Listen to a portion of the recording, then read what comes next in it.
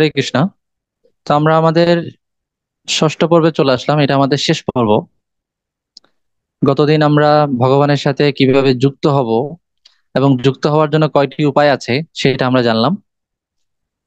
সেই উপায়গুলোর মধ্য থেকে সর্বশ্রেষ্ঠ যে যোগ, সেটা হচ্ছে ভক্তি যোগ। এবং ভক্তি যোগের 9টি অঙ্গ সম্পর্কে আমরা জানলাম। এই 9টি অঙ্গ অনুশীলনের মাধ্যমে আমরা ভগবানের সাথে পূর্ণরূপে যুক্ত হতে পারি। অন্যান্য যোগগুলো হচ্ছে ভক্তি যোগে আসার জন্য সহায়ক। মূলত ভক্তিযোগী ভগবানের কাছে আমাদেরকে যথাযথ রূপে পৌঁছে দিতে পারে। অন্যান্য যোগগুলো ভক্তিযোগে আসতে সহায়তা করে, ভক্তিযোগের স্তরে আসতে। তো এই ভক্তি যোগের যে, এটা তো আমরা ফিলোসফিক্যালি এটার গুরুত্বটা জানলাম। এখন প্র্যাকটিক্যালি আমরা এই ভক্তি যোগটাকে অনুশীলন করব কিভাবে আমাদের দৈনন্দিন জীবনে। তো ভগবদ গীতার ব্যবহারিক প্রয়োগ মানে হচ্ছে ভক্তি যোগের প্রয়োগ। তো প্রথমে আমাদেরকে কিছু বিষয় আমাদেরকে জানতে হবে যে ভক্তি করতে গেলে আমাদের যে উপাসনা পদ্ধতি সেটা হচ্ছে সগুণ উপাসনা। আমরা দুই ধরনের উপাসনা জেনেছি, নির্গুণ উপাসনা, সগুণ উপাসনা। সগুণ উপাসনা মানে হচ্ছে জড় বস্তুর মধ্যে দিয়ে ভগবানের উপাসনা। আর নির্গুণ উপাসনা মানে হচ্ছে যে উপাসনায় ভগবানের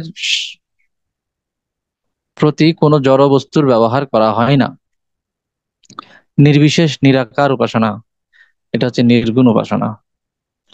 আর সবিশেষ উপাসনা করতে গেলেই আপনার ভগবানের ছবি লাগবে। তো ছবি তো একটা কাগজ বা রং দিয়ে তৈরি করা হয়, কাঠের ফ্রেম দিয়ে তৈরি করা হয়, মানে যেখানে জড় উপাদান লাগছে। আপনি ভগবানকে একটা ফুল দিবেন, তো ফুলটাও তো জড় জগতের সৃষ্টি, মায়া সৃষ্টি।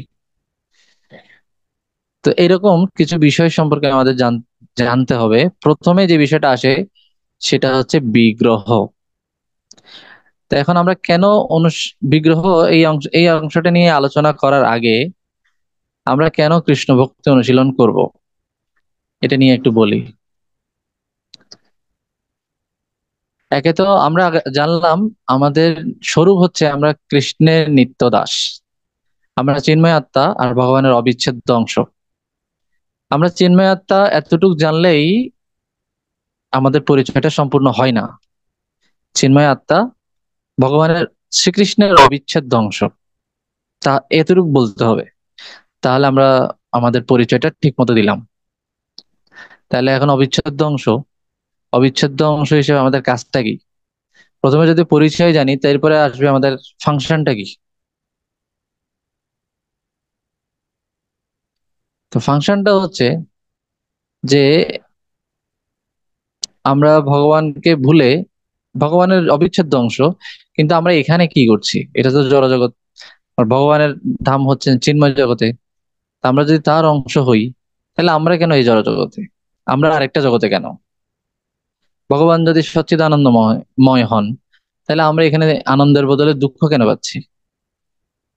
আমরা যদি তারই অংশ হয়ে থাকি, তারই অংশ হলে তো আমাদের তার মতোই থাকার কথা ছিল। তো এই প্রশ্নগুলোর উত্তর হচ্ছে যে আমরা তাকে ভুলে এই জগতে ভুলে পরিত্যাগ করে তারপর এই জগতে চলে এসেছি। এখন আমাদের আবার সেটা প্র্যাকটিস করতে হবে। কৃষ্ণ ভক্তি অনুশীলন মানে হচ্ছে কৃষ্ণ ভক্তি প্র্যাকটিস। হ্যাঁ, এই জগতে প্র্যাকটিস, আর ওই জগতে সেটা পারফর্ম করা, মানে প্র্যাকটিস এন্ড পারফরমেন্স। প্র্যাকটিসটা হয় ঘরে, যেখানে রিহার্সাল হয় সেই জায়গায়, ওই জায়গায় প্র্যাকটিস হয়। আর পারফরমেন্স কোথায় হয়? স্টেজের মধ্যে, তাই না, ক্যামেরার সামনে। ওই সময় কিন্তু রিয়েল বা জাজদের সামনে পারফরমেন্স হবে। তো কৃষ্ণ ভক্তি অনুশীলন, কৃষ্ণ ভক্তি অনুশীলন কেন করব? কৃষ্ণ ভক্তি করার জন্যই কৃষ্ণ ভক্তি অনুশীলন করব। মানে বিষয়টা এরকম যে কেউ যদি ডান্স প্র্যাকটিস করে, কোথাও সে ডান্স মানে নৃত্য পরিবেশন করবে, পারফর্ম করবে, তাহলে সে ঘরে একই নাচ বেশ কয়েকবার সে নাচবে। হ্যাঁ, তার গুরুকে দেখাবে, তার গুরু তাকে কারেকশন করে দেবে।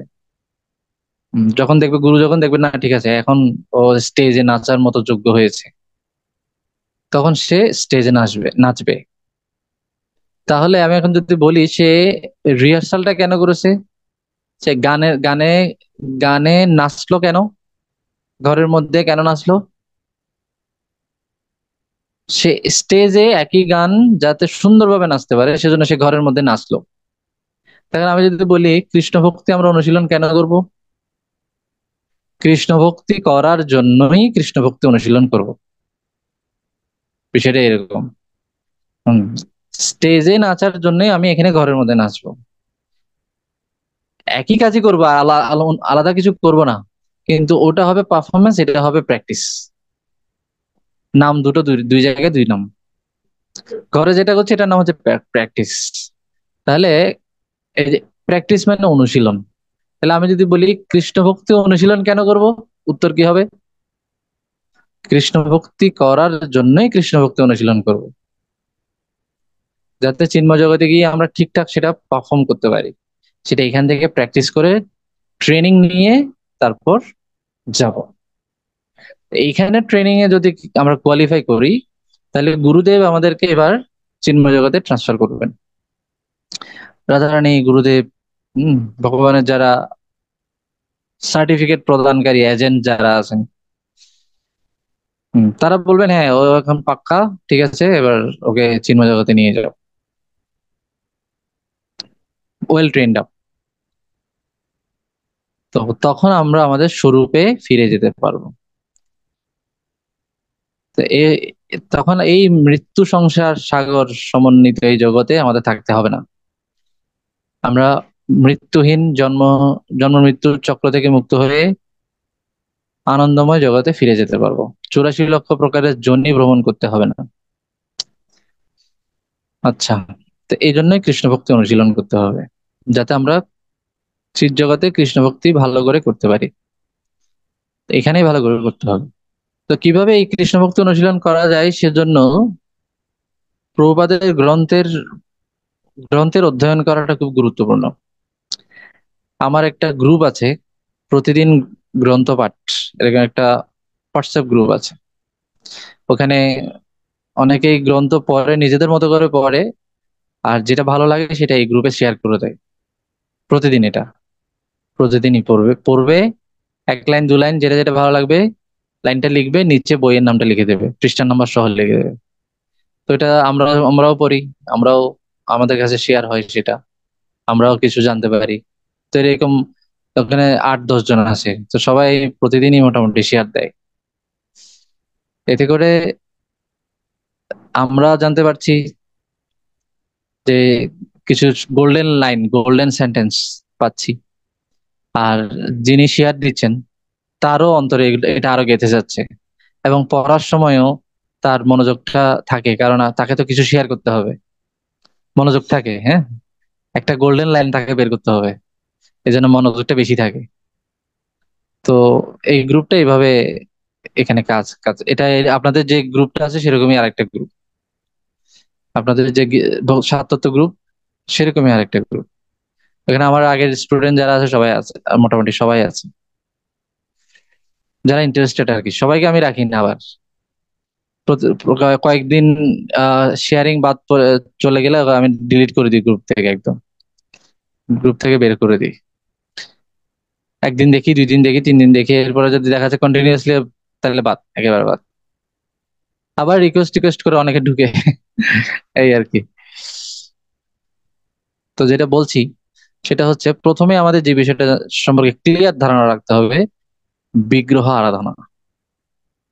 কারণ আমরা এখন যে দেশে আছি সেই দেশে বিগ্রহ ভাঙাটা একটা ফরজের কাজ, মূর্তি ভাঙাটা একটা ফরজের কাজ, তাই না? এটা উৎসব করে ভাঙা হয়, আমরা উৎসব করে এটাকে আনি আর ওরা উৎসব করে ভাঙে। ওদের কাছে মূর্তিটা হচ্ছে এক এক প্রকার, আমাদের কাছে মূর্তি বা বিগ্রহের ধারণাটা অন্য কিছু। ওদের কাছে এটা হচ্ছে জড় পদার্থ, এবং এই জড় পদার্থের মধ্যে ভগবান আছেন, এটা একটা হাস্যকর বিষয় ওদের কাছে। কিন্তু আমাদের কাছে, আমরা ভগবানকে দেখি আর না দেখি, অন্তত মন বিশ্বাস করি যে এখানে ভগবান আছেন। আদৌ আছেন কিনা আমরা নিজেরাও কনফিউজড, তাই না? কেউ তো দেখিনি না, না তাপস দেখেছে, না কেয়া দেখেছে, না বৃষ্টি দেখেছে, কে দেখেছে? কেউ দেখেনি। হম, সবাই বিশ্বাস করছি। ওই মন্দিরে প্রভুরা বলে এখানে জগন্নাথ আছে, এই গাছের ভিতরে আছে, এটাই জগন্নাথ। হ্যাঁ, এই চোখ বড় বড়, এটাই দিলে খাই, যত দূর থেকেই দেই সেটা নাকি খেয়ে ফেলে। হ্যাঁ, রথে চ ব্রাহ্মণং দৃষ্টা পুনর্জন্ম ন বিদ্যতে।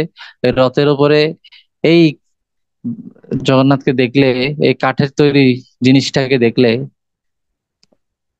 মানে এটা আমি ওদের ভাষায় বলছি আর কি, মানে এই কাঠের তৈরি একটা জিনিস, এটাকে দেখলে নাকি পুনর্জন্ম হবে না। তো ওটা অন্যান্যরা বিশ্বাস না করলে আমরা বিশ্বাস করি, কারণ জগন্নাথ ভগবান। এখন আমরা এখন দেখব যে একটা মূর্তি কখন বিগ্রহ হয়। বিগ্রহ মানে কি? বিগ্রহ হচ্ছে ভগবানের প্রতিনিধি স্বরূপ প্রকাশ। হম, যিনি ভগবত ভক্তিতে সম্পাদিত 9টি অঙ্গ স্বীকার করেন বা গ্রহণ করেন। 9টি অঙ্গের মাধ্যমে কেউ যখন ভগবত ভক্তি করেন, তখন সেটা বিগ্রহ তার রিসিভ করেন। ভগবান আমাদের ভক্তির যে কোনো অঙ্গ রিসিভ করার জন্য কাকে ক্ষমতা দিয়েছেন? তিনি হচ্ছেন বিগ্রহ। হম, আপনি হরিনাম করছেন, কোন একটা বিগ্রহের সামনে গিয়ে করুন, তো ভগবান এই হরিনামটা সেই বিগ্রহের মাধ্যমে গ্রহণ করুন।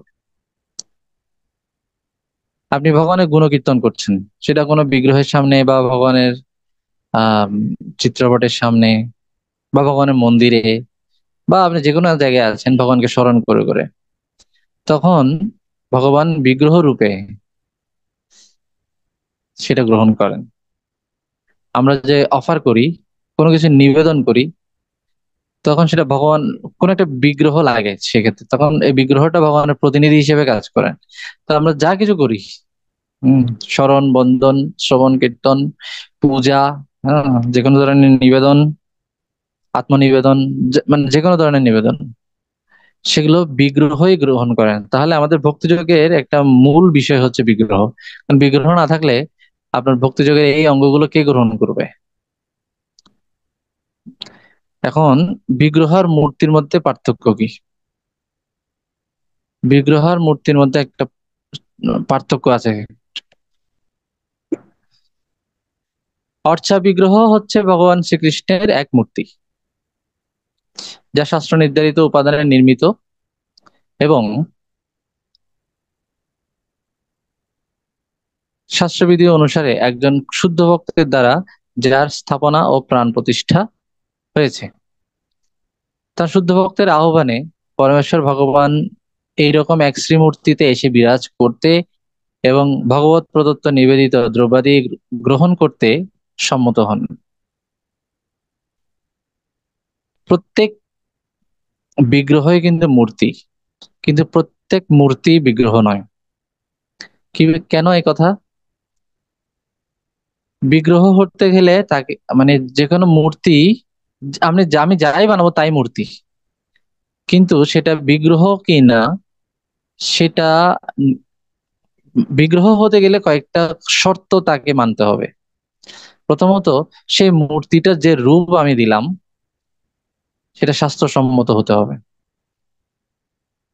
শাস্ত্র নির্ধারিত উপাদান দিয়ে সেটা নির্মিত হতে হবে। আমি প্লাস্টিক দিয়ে যদি কোনো বিগ্রহ বানাই, সেটা বিগ্রহ হবে না, কারণ প্লাস্টিকের কথা শাস্ত্রে নেই। আমি যদি সিলিকন ফাইবার দিয়ে যদি কোনো বিগ্রহ বানাই, সেটা বিগ্রহ হবে না, কারণ সেটার কথা শাস্ত্রে নেই। শাস্ত্রে 7 বা 8টি উপাদান এর কথা বলা আছে: মাটি, কাঠ, ধাতু, শিলা, তৈলচিত্র, এইভাবে করে 7-8টি উপাদান আছে যেগুলো দিয়ে বিগ্রহ নির্মাণ করা যায়।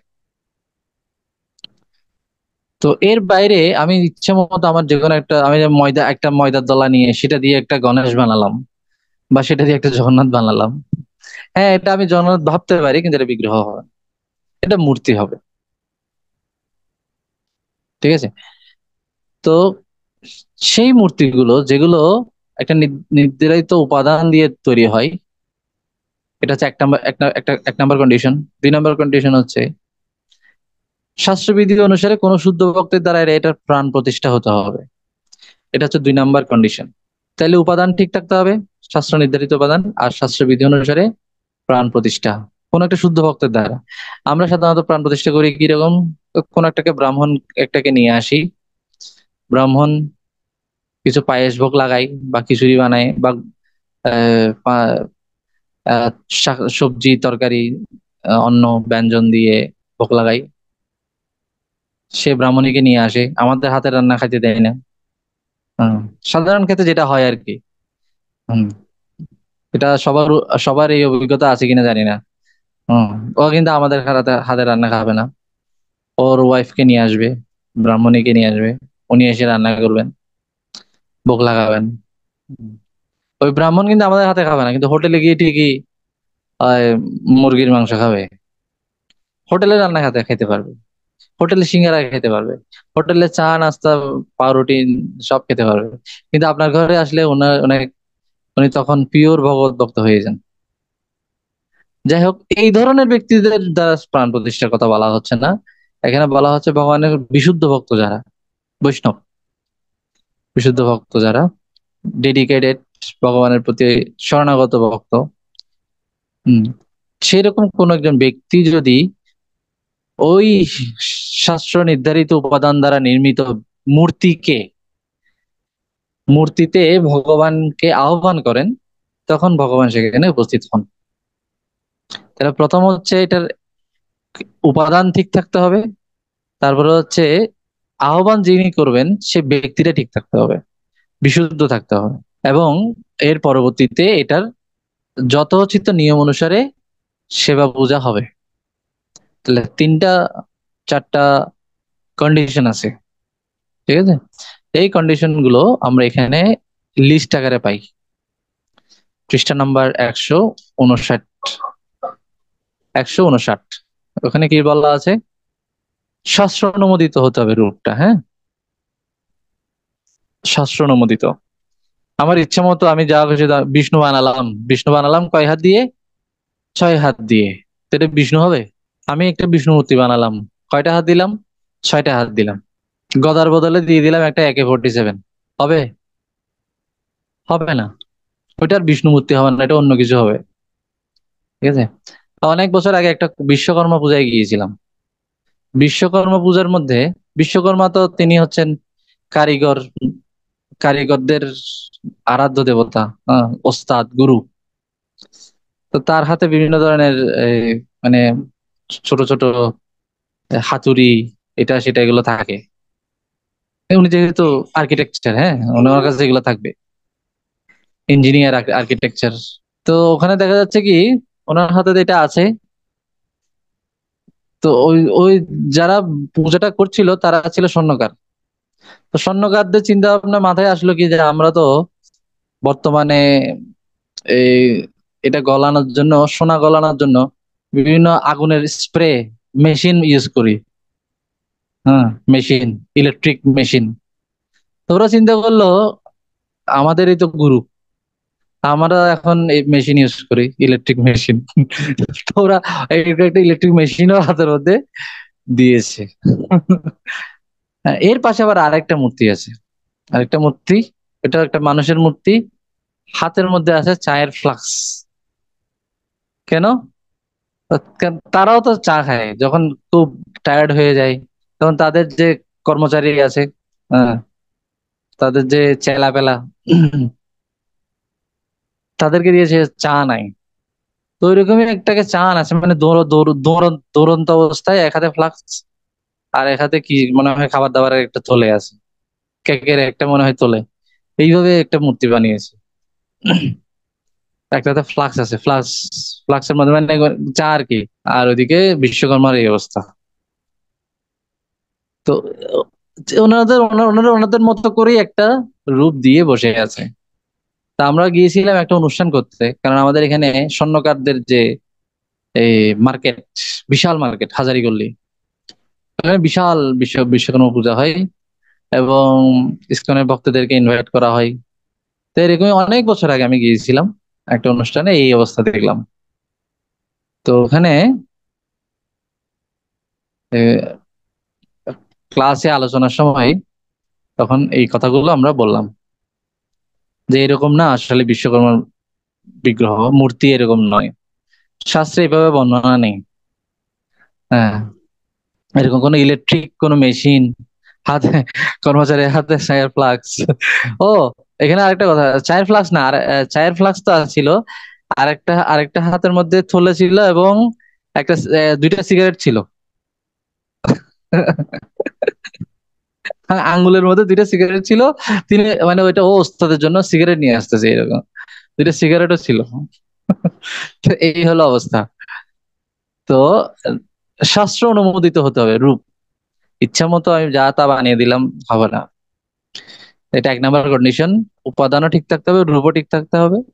তারপর হচ্ছে শুদ্ধ ভক্তের আহ্বান থাকতে হবে। হ্যাঁ, এবং শুদ্ধ ভক্ত আহ্বানে ভগবান এগুলো এই অফারিং বিভিন্ন ধরনের নিবেদন গ্রহণ করবেন এবং নিয়মিত ভাবে তাকে সেটা করা হবে। এখন দেখা যায় কি, কোনো কোনো গ্রামের ক্ষেত্রে দেখা যায় প্রাণ প্রতিষ্ঠা হয়েছে, ঢাক ঢোল পিটিয়ে একদম খিচুড়ি টিচুড়ি খাইয়ে একদম পঞ্চ ব্যঞ্জন দিয়ে সবকিছু, ডাল পায়েস সবকিছু দিয়ে একদিন ঢাকঢোল করে সবাইকে খাইয়ে দিয়েছে। এরপর আর খবর নাই। এরপর আবার পরের বছর বাৎসরিক উৎসব করার জন্য আবার ঢাকঢোল পিটিয়ে প্রতিষ্ঠা বার্ষিকীর দ্বিতীয় বছর, প্রথম বছর উদযাপন করা হয়। প্রথম বছর যায়, দ্বিতীয় বছর যায়, তৃতীয় বছর, এইভাবে প্রতিষ্ঠা বার্ষিকী উদযাপন হয়। কিন্তু ডেইলি বেসিস এটা হতে হবে, নিয়মিত ভাবে। ডেইলি বেসিসে হলে তখন সেটা বিগ্রহ হবে।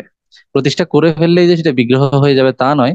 ভগবান আসেন, কিন্তু এসে এর পরের দিন যদি আর কিছু না হয়, তাহলে ভগবান আবার চলেও যাবেন। তো এই বিগ্রহ মানে এটা নিত্য সেবা পূজা চলবে। তো এই তিনটা চারটা কন্ডিশন যখন থাকবে, তখন এই এই এই একটা মূর্তি বিগ্রহ হবে। তো এইভাবে বলা যায় প্রত্যেক বিগ্রহই মূর্তি, কিন্তু সব মূর্তি বিগ্রহ নয়। তো এইভাবে পার্থক্যটা থাকে। ওকে, তো আমরা বুঝলাম এবার ভগবানের রূপটা কেমন।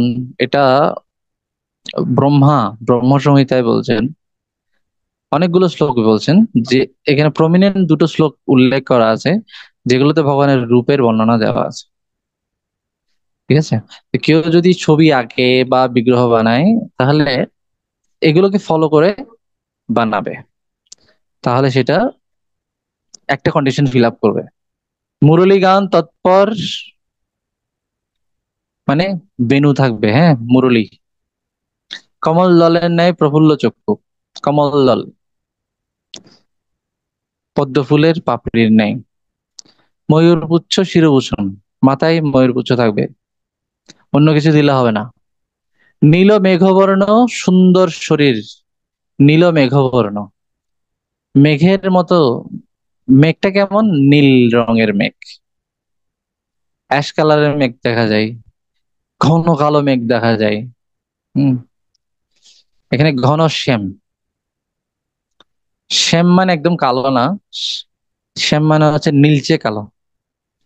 তো নীল মেঘবর্ণ, সুন্দর শরীর, কোটি কন্দর্ব মোহন বিশিষ্ট, শোভা বিশিষ্ট, সেই আদি পুরুষ গোবিন্দকে আমি ভজনা করি। তো এখানে একটা মানে আইডিয়া দেওয়া আছে ভগবানের রূপটা কেমন। আরেকটা শ্লোকে বলা হচ্ছে, গলায় বনমালা থাকে, দোলাইত চন্দ্রক্ষোভিত বনমালা, বংশী রত্নাঙ্গদ। ওই যে বাঁশির কথা বলা হচ্ছে, রত্নাঙ্গ, অঙ্গের মধ্যে বিভিন্ন ধরনের রত্ন থাকবে, করদয়ে সর্বদা প্রণয়ে কেলি বিলাসযুক্ত যিনি ললিত ত্রিভঙ্গ, বংশী রত্নাঙ্গদ যার করদয়ে, মানে হাতের মধ্যে বাঁশি থাকবে। প্রণয়ে কেলি বিলাসযুক্ত যিনি ললিত ত্রিভঙ্গ, তিন বাঁকা, সোজা সাপটা সোজা দাঁড়িয়ে আছে মিলিটারির মতো, এই ধরনের কোন কৃষ্ণ বিগ্রহ হয় না, তিনটা বাঁকা থাকবে। শ্যাম সুন্দর, এখানেও এভাবে বিভিন্ন রূপের অনেক বর্ণনা আছে শাস্ত্রে। তো সেগুলোকে মেনটেন করে আমরা চিন্তা করব, মূর্তি বানাবো, তখন সেটা বিগ্রহ হওয়ার জন্য একটা কন্ডিশন ফিল আপ করবে। আরো কন্ডিশন আছে এখানে যেগুলো আছে সেগুলো, ঠিক আছে। তো এই এই কন্ডিশন গুলোর মাধ্যমে মূর্তি আর বিগ্রহের মধ্যে পার্থক্য হয়। তো যাই হোক, আমরা দেবতাদের ক্ষেত্রে হয়তো নিজেদের মতো বানাতে পারি, কিন্তু ভগবানের ক্ষেত্রে সেটা বিগ্রহ হতে হবে। কারণ মূর্তি পূজা এটা যেহেতু ওয়ান টাইম একটা বিষয়, দেবতাদের পূজাটা হচ্ছে ওয়ান টাইম বিষয়। তো সেই ক্ষেত্রে আবার প্রাণ প্রতিষ্ঠা করা এগুলো একটু মানে টাকারও বিষয়, আবার এত দরকারও নেই, ওয়ান টাইম, ঠিক আছে। কারণ এটা আমি ওইটা প্রতিষ্ঠা করে আর 1 বছর আর কিছু করব না, আবার আগামী বছর দুর্গাপূজা হবে, ঠিক আছে। তো আমি যেহেতু আর এর মধ্যে কিছু করছি না, তাই এটাকে আর বিগ্রহের মতো, বিগ্রহের রূপদানের কোনো প্রয়োজন নেই। এটা মূর্তি পূজা, মূর্তি পূজাই থাক, ঠিক আছে। তো এই মূর্তি বা বিগ্রহ, এটা এটা কিন্তু সজীব। বিগ্রহ যে সজীব এর অনেক প্রমাণ আছে। বিগ্রহ আমাদের সেবা গ্রহণ করেন, আমাদের সাথে ভাবের আদান প্রদান করেন, এটা নিয়ে একটা বইও আছে, বিগ্রহ আরাধনার গুরুত্ব, বা এরকম একটা বই আছে ইসকনে। তো আমি এখন আপনাদেরকে একটা ভিডিও দেখাচ্ছি, যেখানে এটা হচ্ছে একটা সত্যিকারের কাহিনী, যেখানে শ্রী জয়পতাকা স্বামী গুরু মহারাজ এই কাহিনীটা বলছেন। মন দিয়ে শুনবেন সবাই।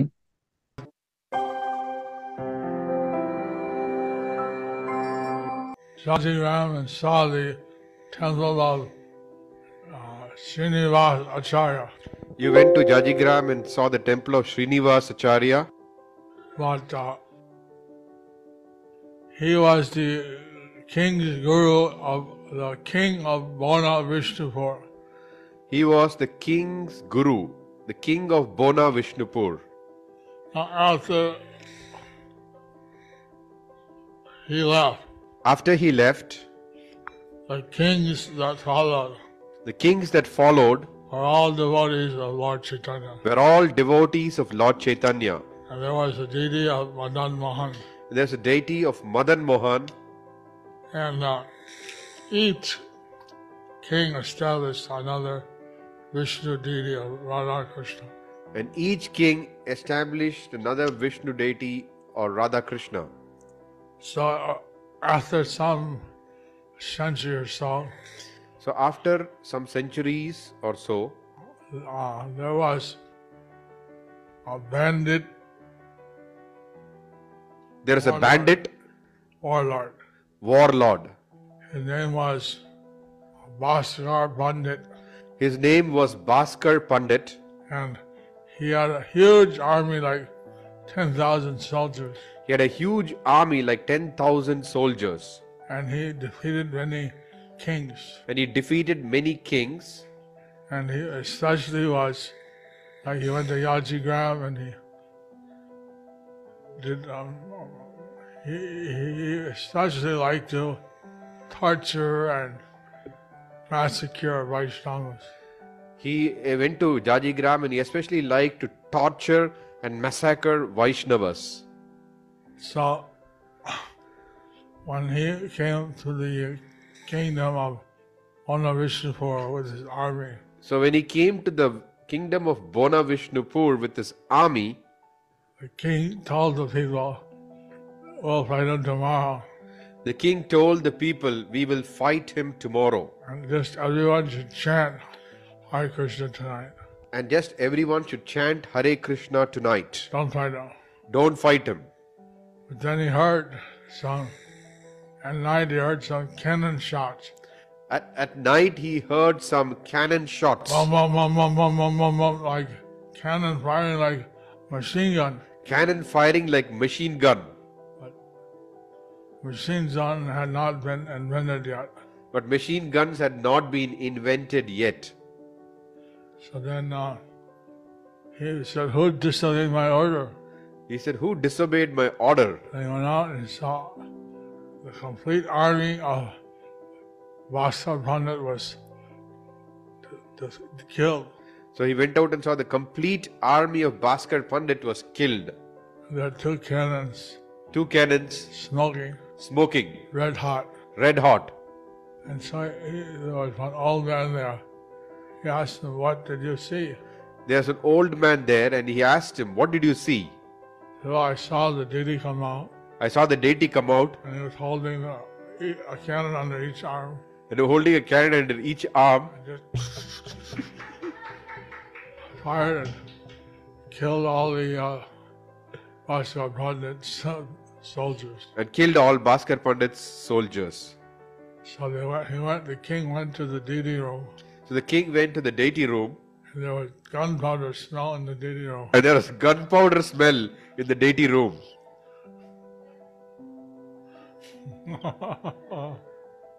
So the cannon is still there. The cannon is still there. হরে কৃষ্ণ। কে কি বুঝতে পারলেন? তো কোন একজন রাজার কথা বললেন, তিনি ছিলেন কৃষ্ণ ভক্ত। তো ভাস্কর পণ্ডিত নামে আরেকজন ডাকাত দল এই রাজ্য আক্রমণ করতে এসেছিলেন।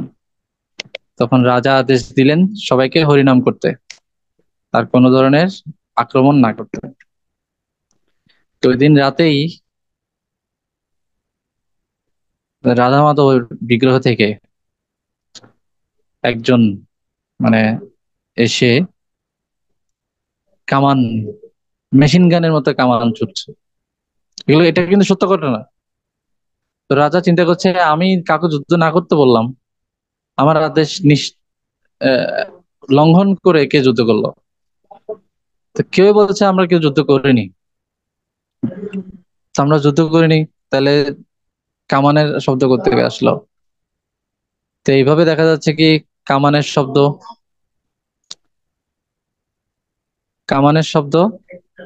এই কামানের যে বারুদের গন্ধ, এটা পাওয়া যাচ্ছিল বিগ্রহের গায়ে থেকে, বিগ্রহ রুম থেকে। তো কেউ একজন বললেন যে আমি দেখেছি একজন এরকম দুই হাতে নিচে দুটো কামান নিয়ে সমস্ত সৈন্যদেরকে মেরে অদৃশ্য হয়ে গেছে। তো পরে বিগ্রহের গায়ে থেকে এই বারুদের গন্ধ পাওয়া যাচ্ছিল। ওখানে আর কেউ ছিল না। তো এ থেকে প্রমাণিত হয় যে ভগবান নিজেই যুদ্ধ করেছেন। তো এটা ভিডিওটার ক্যাপশনেই দেওয়া আছে, ডেটি ফট উইথ ক্যানন। ক্যানন মানে কামান আর কি, কামান দিয়ে যুদ্ধ করেছে। তো আমরা জানলাম বিগ্রহ কি, মূর্তি কি, বিগ্রহ আরাধনার পিছনে যুক্তিগুলো কি, দর্শন কি।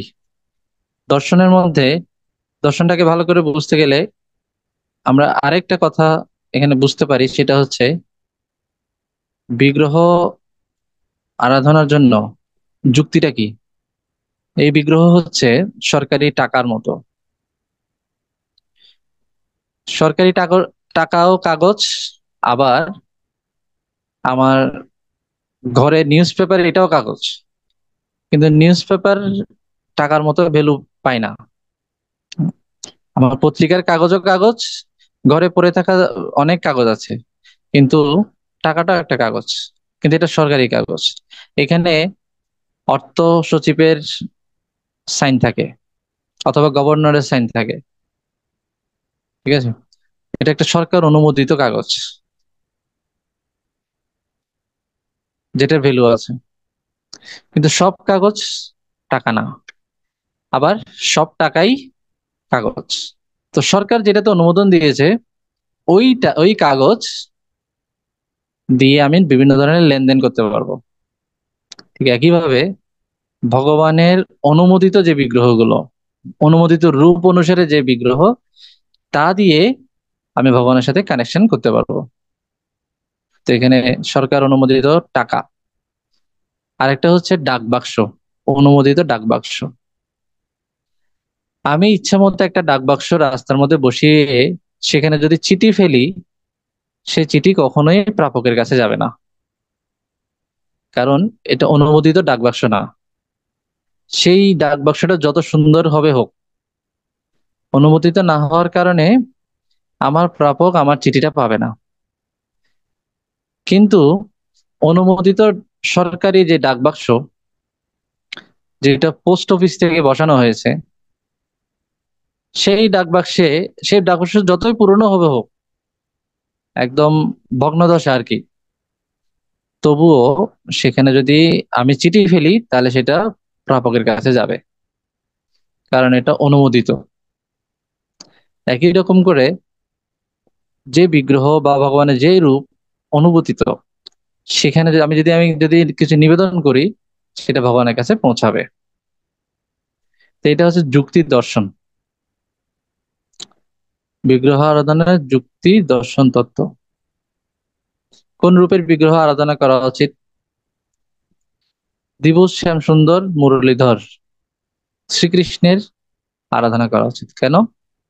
গোবিন্দম আদি পুরুষম তমহম ভজামি। তো তোমার আরাধনা করি, কে? এটা কে বলছেন? এটা ব্রহ্মা বলছেন। গোবিন্দম আদি পুরুষম, গোবিন্দ হচ্ছেন আদি পুরুষ, তাই তার আরাধনা করা উচিত। মূর্তি পূজা এবং বিগ্রহ আরাধনার মধ্যে পার্থক্য আমরা জানলাম, এবং শ্রীকৃষ্ণ আর শ্রীমূর্তি বা বিগ্রহ অভিন্ন, এটাও জানলাম। একটা গল্প আমরা জানলাম, আরো একটা গল্প এই বইয়ে আছে, ক্ষীরছোড়া গোপীনাথের গল্প। ভগবান ক্ষীর চুরি করেছেন তার ভক্তের জন্য। সাক্ষী গোপাল, এরকম আরেকটা বিগ্রহের গল্প। ভগবান সাক্ষ্য দিয়েছেন তার ভক্তের জন্য, এবং ভগবান হেঁটে হেঁটে চলে এসেছেন বিগ্রহ থেকে, বিগ্রহটাই হেঁটে হেঁটে চলে এসেছে। সাক্ষী গোপাল, এরকম অনেক ঘটনা আছে। জগন্নাথের ঘটনা আছে, কোন একটা ভক্ত দূর থেকে নারকেল ভগবানকে অফার করেছে, আর সেটা তার হাত থেকে চলে গেছে। পরে গিয়ে দেখা যাচ্ছে ভগবানের বিগ্রহের যে চাদর, চাদরের আশেপাশেই, মানে তার বেদির আশেপাশে সেই নারকেলের খোলাগুলো পড়ে আছে। ঠিক আছে, এটা শ্রী জগন্নাথ বইয়ে আছে এই গল্পগুলো। তো জগন্নাথ বইয়ে যত গল্প আছে সবগুলোই দেখা যাচ্ছে এরকম বিগ্রহের গল্প। ভগবান কাঁঠাল চুরি করতে বেরিয়েছে, হ্যাঁ, রঘু রক্ষিতের সাথে, এরকম অনেক, রঘুর সাথে, তারপরে আরো কত লীলা, সবগুলো লীলাই মোটামুটি জগন্নাথের সবগুলো লীলাই হচ্ছে এরকম বিগ্রহ থেকে বেরিয়ে তিনি করতে গেছেন। হুম, বিগ্রহর গজবেশ ধারণ করেছেন তার কোনো একটা ভক্তকে আকৃষ্ট করার জন্য, কারণ ওই ভক্তটা ভগবানের ভক্ত ঠিক আছে, কিন্তু গণেশের প্রতি একটু আকর্ষণ ছিল। এই জন্য তিনি গজবেশ ধারণ করে বুঝাচ্ছেন যে তুমি যে গণেশকে চেনো, সেটাও, সেও আমার ভেতরে আছে, তাই আমার আরাধনা করলেই তোমার সবার আরাধনা হয়ে যাবে। এভাবে ওই ভক্তটাকে কনভিন্স করেছেন। তখন তিনি গণেশের ভক্ত থেকে কমপ্লিটলি ভগবানের ভক্ত হয়ে গেছেন, কারণ গণেশও তার ভেতরে আছে, তো গজবেশ ধারণ করে সেটা বুঝিয়েছেন। তো এইভাবে অভিন্ন। তো এখানে 5টা পয়েন্টই আমরা বুঝছি বিগ্রহ আরাধনা সম্পর্কে। এবার আসবো মায়াবাদীদের বিষয়ে। মায়াবাদীরা কিন্তু ভগবানের বিগ্রহে বিশ্বাস করে না। কেন বিশ্বাস করে না? আগেই বলেছি, তারা নির্গুণ উপাসক, আর আমরা হচ্ছি সগুণ উপাসক। সগুণ উপাসক মানে কি? এই বিগ্রহটা তৈরি হবে জাগতিক উপাদান দিয়ে। কারণ, কেন? কারণ ভগবানকে চিন্ময় রূপে দেখার মতো চক্ষু আমাদের এখনো হয়নি, সেরকম যোগ্যতা হয়নি। কখন যোগ্যতা হবে জানা নেই। তো ততদিন বসে থাকবো? ভগবান একটা মধ্যপন্থা দিয়েছেন। ভগবান চিন্ময়, আমরা আছি জড়জগতে, তাই এখানে ম্যাচ হবে কিভাবে? ভগবান একটা মধ্যপন্থা দিয়েছেন। ঠিক আছে, এই জ্বরের ভিতরে তোমাকে আমি চিন্ময় কিছু দিচ্ছি, এটাই হচ্ছে বিগ্রহ। বিগ্রহ মানে হচ্ছে যে জড় জগতে চিন্ময় ভগবান, ভগবানের জড় রূপের মাধ্যমে প্রকাশ, জড় উপাদানের মাধ্যম দিয়ে ভগবানের প্রকাশ। ভগবান যে কোনো কিছু থেকে প্রকাশিত হতে পারেন, যেমন নৃসিংহদেব একটা পিলার থেকে প্রকাশিত হয়েছেন। তো প্রহ্লাদ মহারাজ এই পিলারের মধ্যে ভগবানকে দেখতে পাচ্ছেন। তো সেরকম ভগবান সবকিছুর মধ্যে প্রকাশিত হতে পারেন। তো ভগবান একটা সিস্টেম দিয়েছেন যে এই রূপ, এই আমার এই রূপ, এই রূপে তোমরা জড়জগতের উপাদান দিয়েই, এই উপাদান দিয়েই বানাও, এবং কোন একজন আমার ভক্তের দ্বারা সেটা প্রতিষ্ঠিত করো, আমি তাতে সেখানে তার আহ্বানে আমি সেখানে বিরাজ করব এবং দৈনন্দিন তোমাদের সেবা পূজা গ্রহণ করব। এইভাবে শ্রীমূর্তি শ্রীকৃষ্ণ থেকে অভিন্ন,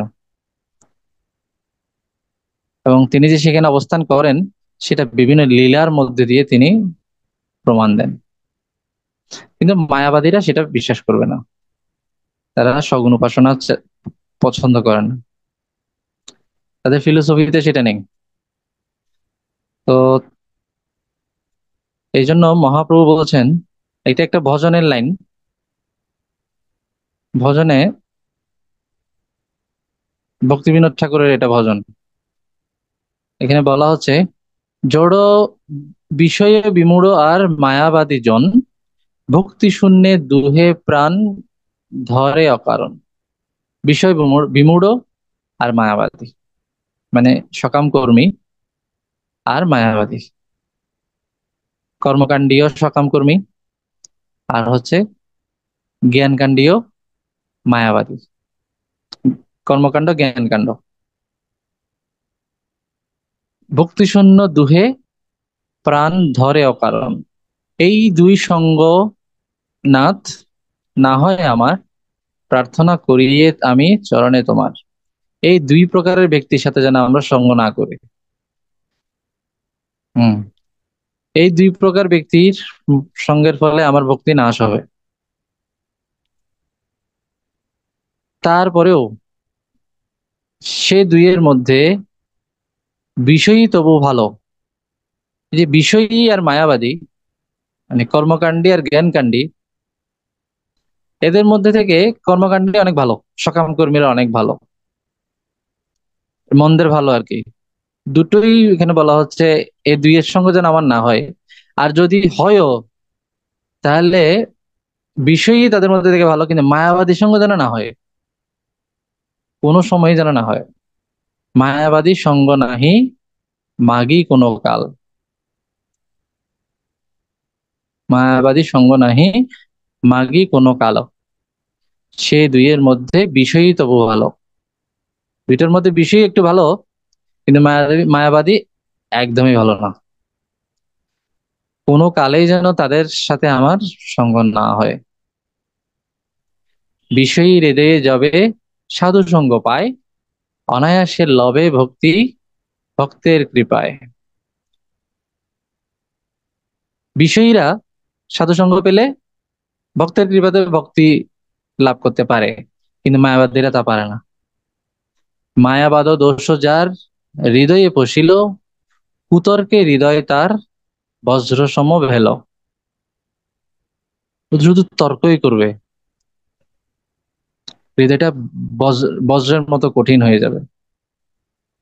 ভক্তি স্বরূপ আর বিষয় আশ্রয়, মায়াবাদী অনিত্য বলিয়া সব কয়। ভক্তির যা স্বরূপ আর যা বিষয় আর যা আশ্রয়, মানে সগুণ উপাসনার কথা বলা হচ্ছে, মায়াবাদীর কাছে সেগুলো কি? মায়া রচিত অনিত্য জিনিস। তাদের কাছে বিগ্রহটাও অনিত্য। ধিক তার কৃষ্ণ সেবা শ্রবণ কীর্তন, কৃষ্ণ অঙ্গে বজ্রহানে তাহারও স্তবন। সেই মায়াবাদীরা, ওরা কিন্তু কৃষ্ণ গুণকীর্তন করে না, হরিনাম করে না, করে, কৃষ্ণ সেবা করে, কিন্তু তার রূপকে অনিত্য মনে করে। অন্তিমে এই কৃষ্ণ রূপ, রাম রূপ, নারায়ণ রূপ সবই অনিত্য। অন্তিমে কি? নিরাকার। একটা নির্দিষ্ট সময়ের জন্য কৃষ্ণ রূপ ধারণ করেছে ভগবান, একটা নির্দিষ্ট সময়ের জন্য রাম রূপ ধারণ করেছেন, কুর্ম, বরাহ, নৃসিংহ সব ধারণ করেছেন। এগুলো অনিত্য। মূলত ভগবান নিরাকার। এই হচ্ছে তাদের কথা। এখানে বলা হচ্ছে তাদের কৃষ্ণ সেবা, শ্রবণ, কীর্তন সবকিছুতে ধিক। কেন? কৃষ্ণ অঙ্গে বজ্রহানে তাহার স্তবন, তাদের যে স্তুতি, কীর্তন, আরাধনা, এগুলো সব ভগবানের গায়ে একটা একটা বজ্র আঘাতের মতো।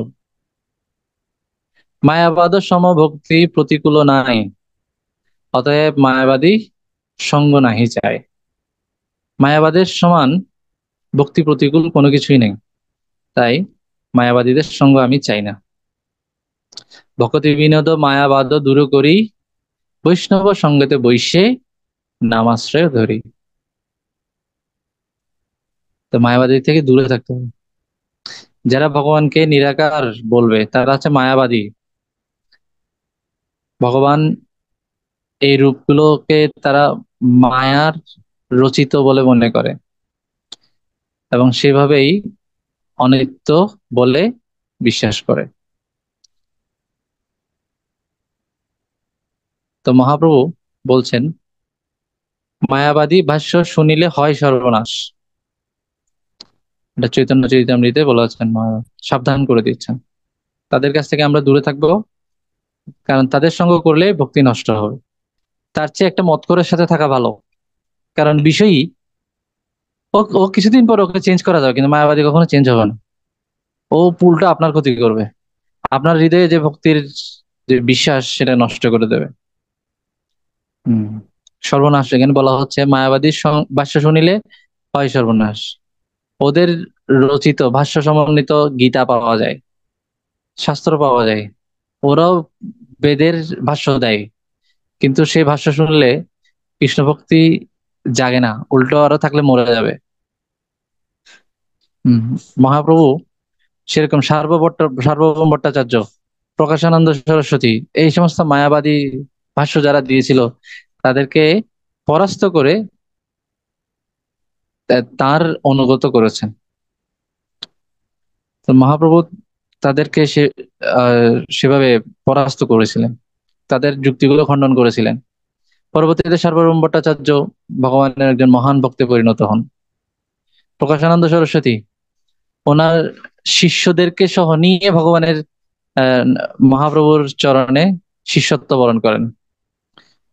তিনি শুধু নিজে শিষ্য হননি, তার শিষ্যদেরকে সহ নিয়ে শিষ্য হয়েছেন, মহাপ্রভুর শিষ্য। তো এইভাবে মায়াবাদ আমরা খণ্ডন করার চেষ্টাও করব না, এটা মহাপ্রভু করেছেন, আমরা করব না। হ্যাঁ, আসো, কে কে মায়াবাদী আসো, আমার কাছে আসো, আমি ভগবদ্গীতার শাস্ত্রত্ব কোর্স করেছি, এখন আমি সব জানি, আসো, 12টা বেজে যাবে। ঠিক আছে। তো অগাধ কৃষ্ণ ভক্তির অগাধ স্তরে না যাওয়া পর্যন্ত তাদের সাথে কোনো ধরনের তর্ক যুদ্ধেও যাওয়ার দরকার নেই। ঠিক আছে। কোনো ধরনের তাদের লেকচার, বই, মানে এদের ভাষ্য, ভাষ্য মানে তাদের কথা, কোনোভাবে অডিও, ভিডিও, বই, কোনোভাবে না। তাদের ভক্তির, কৃষ্ণের প্রতি যে ভালোবাসা সেটা নষ্ট হয়ে যাবে। মায়াবাদীরা শিববিগ্রহের চরণে অপরাধী। মায়াবাদী কৃষ্ণ অপরাধী, ব্রহ্ম আত্ম চৈতন্য কহে নিরবধি। ব্রহ্ম আত্ম চৈতন্য মানে আমি হচ্ছি ব্রহ্ম, আমি হচ্ছি পরম চৈতন্য। ভগবান টগবান নেই, আমি ভগবান, এভাবে বলে বলে তারা ভগবানকে অস্বীকার করে। তাই বলা হচ্ছে মায়াবাদী কৃষ্ণ অপরাধী, ভগবানের চরণে, শিববিগ্রহের চরণে অপরাধী। এভাবে আমাদের মায়াবাদীদের সঙ্গ পরিত্যাগ করা উচিত, মায়াবাদীদের সঙ্গ পরিত্যাগ করা উচিত। ওকে, আমরা এখানে রাখবো। তো আজকের ক্লাসে আমরা বিগ্রহ সম্পর্কে টপ টু বটম জানলাম। বিগ্রহ এবং বিগ্রহ যে প্রতিনিধি ভগবান থেকে অভিন্ন, সেটা আমরা দুটো উপমার মাধ্যমে জানলাম। সরকারি নোট, ডাক বাক্স। মায়াবাদীদের সঙ্গ আমরা কেন করব না সেটা জানলাম। মায়াবাদটা কি সেটা জানলাম। তারা হচ্ছে মূলত নিরাকারবাদী, এক কথায় বলতে গেলে নিরাকারবাদী। ভগবান অন্তিমে নিরাকার, কিন্তু আমরা বলি ভগবান অন্তিমে সাকার, প্রয়োজনে তিনি নিরাকার রূপ ধারণ করেন। তাদের ভাষাটা উল্টা। কারণ আমাদের শাস্ত্রে আছে গোবিন্দম আদি পুরুষম, একদম আদি পুরুষ হচ্ছেন অনাদির আদি গোবিন্দ। সবকিছুর আদিতে আছেন কৃষ্ণ, এবং ভগবত গীতাতে ভগবান সেভাবেই তিনি নিজেকে ব্যক্ত করেছেন। এক কেবল আমার শরণাগত হও, সব পরিত্যাগ করো, আমার শরণাপন্ন হও। তো আমার বলতে ভগবান তার নিজেকে বুঝিয়েছেন। তো এইভাবে আমরা দেখছি মায়াবাদীরা ভগবানের বিগ্রহকে অস্বীকার করার মাধ্যমে ভগবানের চরণে অপরাধী। তাদের থেকে আমরা দূরে থাকবো। এর মধ্যে আপনাদের কারো কোনো প্রশ্ন থাকলে এবার করতে পারেন। আজকের ক্লাস এখানেই শেষ। হরে কৃষ্ণ। কোনো প্রশ্ন থাকলে করতে পারেন। হ্যাঁ, বলুন। প্রভু, নিরাকার এবং সাকারের মধ্যে একটু মানে যদি বলতেন, মনে করেন আমরা তো ছোট থেকেই মানে বই পুস্তকে দেখছি সব জায়গায় আছে যে ভগবান নিরাকার। এরকম নিরাকারবাদী যারা আছে তারা তো এটাকেই বেশি প্রভাব করে যে ভগবানের কোনো রূপ নেই বা, কিন্তু বর্তমান মানে এতদিন মানে যা জানছি, মানে বইয়ে যেটা ছিল মানে 6 টু ইন্টারমিডিয়েট পর্যন্ত বা না 10 পর্যন্ত, কোনো বইয়ে কিন্তু ভগবানের রূপ সম্পর্কে কোনো বর্ণনা দেওয়া নেই আমাদের পাঠ্যপুস্তকে। কিন্তু আমরা যখন গীতা বা আমাদের শাস্ত্রাঙ্গ ভালোভাবে বা এক্সপ্লেনেশন জড়িত হয়েছি তখন সে সম্পর্কে জানতে পারছি। এখন আমাদের ভুল ধারণা, কিন্তু এই পাঠ্যপুস্তক গুলোতে তো কোনো ধরনের জ্ঞান দেওয়া নাই এরকম। বৈদিক শাস্ত্রে, সুন্দর প্রশ্ন। আমাদের বইগুলোতে সাকার নিরাকার দুটোই বলা হয়, মূলত নিরাকার সেভাবেই উল্লেখ করা হয়। সাকার যেমন এখানে মৎস্য অবতার পড়ানো হয়, নৃসিংহ অবতার পড়ানো হয়, এগুলো আছে। তারা এগুলোকে অস্বীকার করে না। পুরাণকে তেমন একটা মানে কেউ কেউ অস্বীকার করে, কেউ কেউ করে না। ব্রডলি অস্বীকার করে না। তারা বিভিন্ন অবতারকে অস্বীকার করে, কিন্তু সেগুলো হচ্ছে ভগবানের টেম্পোরারি রূপ। এটাই তারা বলতেছে। এটা একটা পারপাসে এসেছিল, যখন সিংহের রূপ ধারণ করার প্রয়োজন হয়েছে তিনি সিংহের রূপ ধারণ করেছেন। এটা এটা মানে এটা একটা অকেশনাল একটা রূপ। আদিতে ভগবান নিরাকার, এবং এর পিছনে শক্ত শক্ত ওরা যুক্তি দেবে। মূলত বেদে ভগবানকে বলা হয়েছে অরূপম, তার কোনো রূপ নেই। এখানে এই অরূপম শব্দটা, বেদের যে শব্দগুলো, সেগুলো যদি কেউ নিরাকার বাদী হয়ে ব্যাখ্যা করতে চায়, সে ব্যাখ্যা করতে পারবে। আবার সাকারবাদী হয়ে যদি ব্যাখ্যা করতে চায়, তাও পারবে। দুইভাবেই সম্ভব। যেমন অরূপম এই শব্দটা, ওরা বলবে ভগবানের কোনো রূপ নেই, কিন্তু আমরা বলবো কি ভগবানের কোনো জড় রূপ নেই।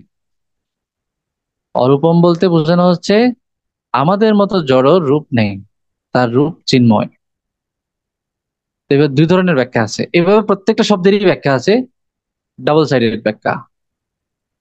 তো ওদের যে ব্যাখ্যাগুলো সেগুলো শুনলে আপনার কনফিউশন তৈরি হয়ে যাবে, আপনি কনফিউজড হয়ে যাবেন। আপনি তখন ভালোটা শুনলেও ওই কনফিউশন আপনাকে তাড়াবে, দৌড়াবে সবসময়। মানে এখানে দুধের মধ্যে জল দিলে যেরকম ভাত পাতলা হয়ে যায় দুধ, ঠিক একই রকম বিশ্বাসটা পাতলা পাতলা থাকবে, কেন ওই যে ভেজাল আছে। ওদের ভাষ্যগুলো শুনলেই সমস্যা।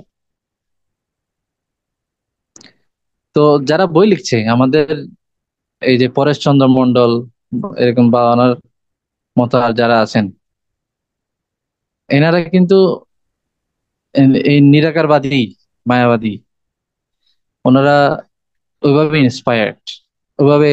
যেমন আমাদের সংস্কৃত যে ডিপার্টমেন্ট, ওনারা তো ঢাকা বিশ্ববিদ্যালয়ের সংস্কৃতের অধ্যাপক। তো বিশ্ববিদ্যালয়গুলোতে মায়াবাদে ছেয়ে গেছে, সব জায়গায়, মোটামুটি সব জায়গায় মায়াবাদ সুপ্রতিষ্ঠিত। কারণ আদি শঙ্করাচার্য, তিনি একজন মহান পণ্ডিত, এবং বেদের সাপোর্ট আছে এই জায়গায়।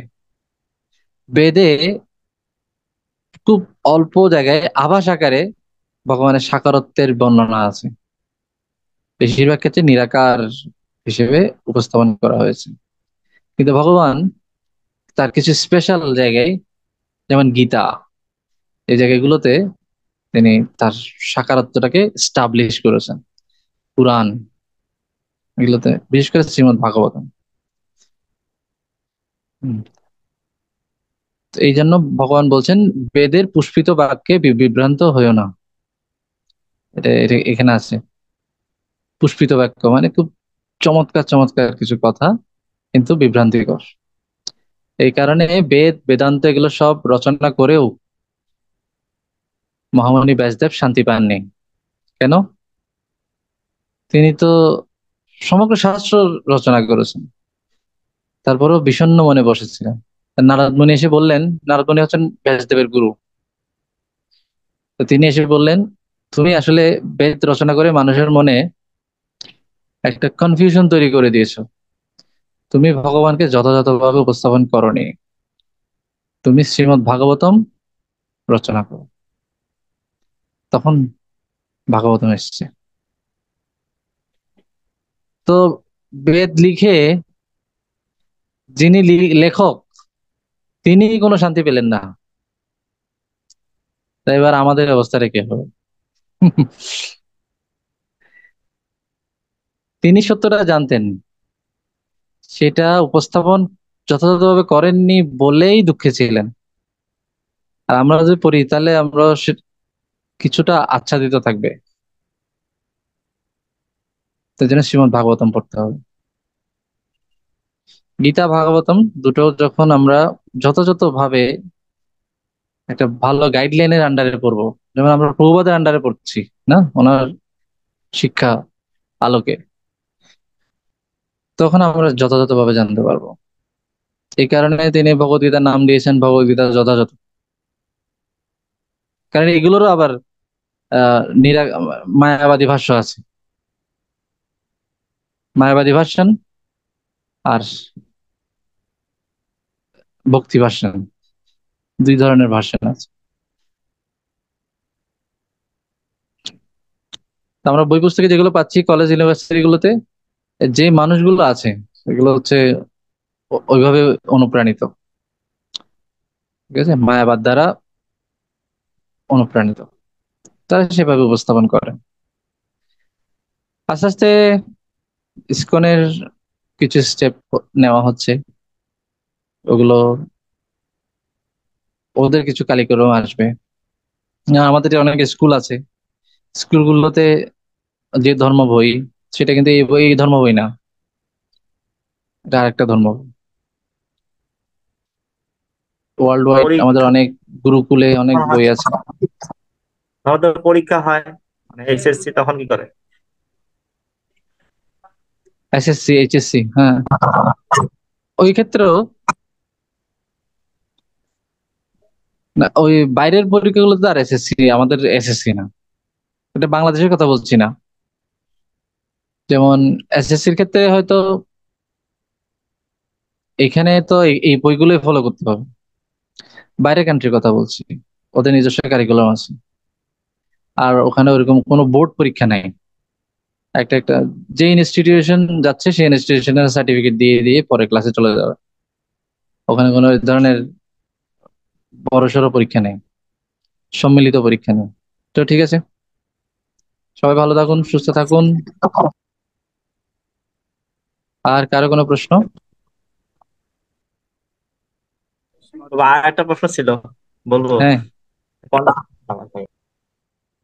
আমাদের এই বিভিন্ন বিগ্রহ, রাধারানীর যে বিগ্রহ বা ভগবানের বিগ্রহ গুলো বিভিন্ন রূপের, এবং মায়াপুরটা একরকম, তারপরে বৃন্দাবনেরটা একরকম, মানে এটা কি তৈরি করার সিস্টেমটা আমি বুঝলাম না, যে এরকম কেন ভিন্ন ভিন্ন, এক এক জায়গায় এক এক মানে রূপটা কালার ভিন্ন হতে পারে। কালারটা হচ্ছে পাথরের কারণে কালারটা হয়।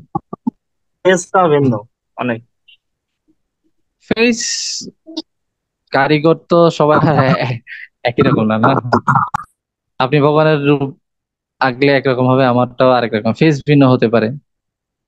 কিন্তু তার দুইটা হাত আছে তো, বাঁশি আছে তো, ময়ূর পুচ্ছ আছে তো, ত্রিভঙ্গ তো, নাকি কোনো জায়গায় রাধারানীর ডান দিকে, কোনো জায়গায় রাধারানী বাম দিকে, নাকি কোনো জায়গায় রাধারানী পায়ের কাছে, এরকম আছে? এরকম তো নাই।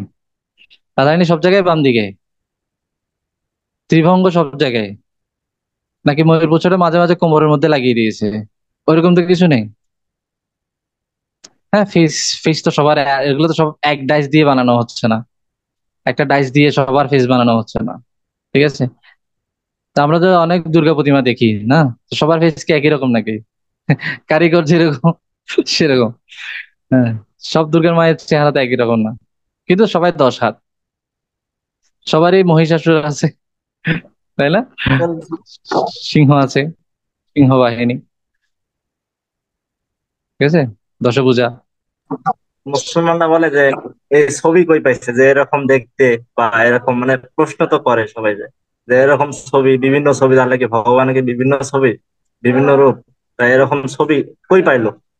ওরা তো তখন তো জানে না যে ক্যামেরা ছিল না। সবাই ভগবান না। ওরা ওরা সবাইকে ভগবান মনে করছে। এটা সমস্যাটা হচ্ছে, আমরাও সবাইকে আসলে ভগবান জেনে পূজা করছি। কোনটা দেবতা, কোনটা ভগবান, কোনটা অবতার, বিষ্ণু তত্ত্ব, জীব তত্ত্ব, এগুলো তো আমরা জানি না, ঠিক আছে? সবাইকে আমরাও ভগবান মনে করছি, ওরাও ভাবছে এটা সবাই ভগবান, ঠিক আছে? এতগুলো ভগবান আসলে করতে গিয়ে এক এক সময় এক এক এক সিজন এক এক ভগবান আসে তোমার তো। কিন্তু ভগবান তো একজন, তাই না? মাম একম শরণং ব্রজ, একমাত্র আমার শরণাগত। কৃষ্ণই হচ্ছেন একলা ঈশ্বরের কৃষ্ণ, আর সব ভৃত্য, যারে জৈছে না চায় সে তৈছে করে নৃত্য। যাকে যেভাবে না চায় সে সেভাবে নাচছে। একলা একলা ঈশ্বর কৃষ্ণ, একমাত্র ঈশ্বর হচ্ছেন কৃষ্ণ, বাকিরা কি? তার আজ্ঞাবাহী সেবক। তা আমরা দুর্গা, কালী, এই গণেশ, কার্তিক, যাই দেখছি, সবাই হচ্ছেন ভগবানের আজ্ঞাবাহী। কিন্তু আমরা নিজেরাও জানি না যে ওনারা ভগবান নয়, আমরা মনে করছি সবাই ভগবান। এই জন্য অন্য ধর্মাবলম্বী যারা আছে ওরা মনে করছে কি এরা, এদের এদের আসলে অনেক ভগবান। কিন্তু শাস্ত্রে অনেক ভগবানের কথা উল্লেখ নেই, শাস্ত্রে একজন ভগবানের কথাই উল্লেখ আছে। মানে তো যারা তাদের মধ্যে যায় না তারা রিলেশনশিপটা কি সেটা না জানলে আমরা নিজেরা কনফিউজ থাকি, আর ওদের প্রশ্নের উত্তর দিতে পারি না। আমাদের মধ্যে তো এত ভেদ, সবাই বিভিন্ন ভগবান, এই জন্য তো ওরা ওরা তো আমরা এই তো জন্য জানি না, বলতে সেই জন্য আর কি। আমরা জানি কি গণেশ ভগবান, কার্তিক, সরস্বতী ভগবান। ফেব্রুয়ারি মাস আসলে আসলে ভগবান চেঞ্জ হয়ে যায়, তখন সরস্বতী হয়ে যায়। আবার সেপ্টেম্বর অক্টোবর আসলে ভগবানের পোস্ট পাল্টে যায়, এই রাজনীতির মতো পাল্টে যায়, যখন চেয়ার আবার আর দুর্গা দেবী চলে আসে। হ্যাঁ, আবার তারও আবার 15 দিন পরে চেয়ার পাল্টে যায়, কালী চলে আসে। হম, এভাবে মাঝে মাঝে শিব চলে আসে, ভগবানের চেয়ার পাল্টায়। কিন্তু চেয়ার পাল্টালে সে আবার কি ধরনের ভগবান? তো অনেকটা পলিটিক্যাল এরকম ইয়ার মতো আর কি। এই যে কেউ পদত্যাগ করলো, এরপর আরেকজন আসলো, এরকম। কিন্তু ভগবান তো এভাবে পদত্যাগ করে, পদোন্নতি করে করে ভগবান হয় না। এটা আমরা আমরা নিজেরা জানি না, তাই ওদেরকে কিছু বলতে পারি না। এই যে যারা আসা যাওয়া করছে বিভিন্ন সিজনে, এরা একজনও ভগবান নয়, এরা দেবতা। এরা বছরে, এদেরকে আমরা বছরে একবার স্মরণ করি, এনারা দেবতা। আর যাকে আমি প্রতিদিন স্মরণ করি, ঘুম থেকে উঠতে যার যার প্রতি নিঃশ্বাসে যার উপস্থিতি, তিনি একজন। তিনি এখানে অনেকজন নেই। তুমি যাকে আল্লাহ বলো, তিনি সেই আমার ভগবান কৃষ্ণ। তিনি এক এক ব্যক্তি। আর আর অন্যরা যারা আসে ওনারা হচ্ছে আমাদের বিভিন্ন গেস্ট, ঠিক আছে? ওই ভগবানের বিভিন্ন শক্তির বাহক। এনারা ভগবান নন, এনারা দেবতা। ঠিক আছে, হরে কৃষ্ণ কৃষ্ণ কৃষ্ণ হরে হরে, হরে রাম রাম রাম হরে হরে। শ্রীল প্রভুপাদ কি জয়, সমবেত ভক্তবৃন্দ কি জয়, নিতাই গৌর প্রেমানন্দে হরি হরি বল। সবাই ভালো থাকুন।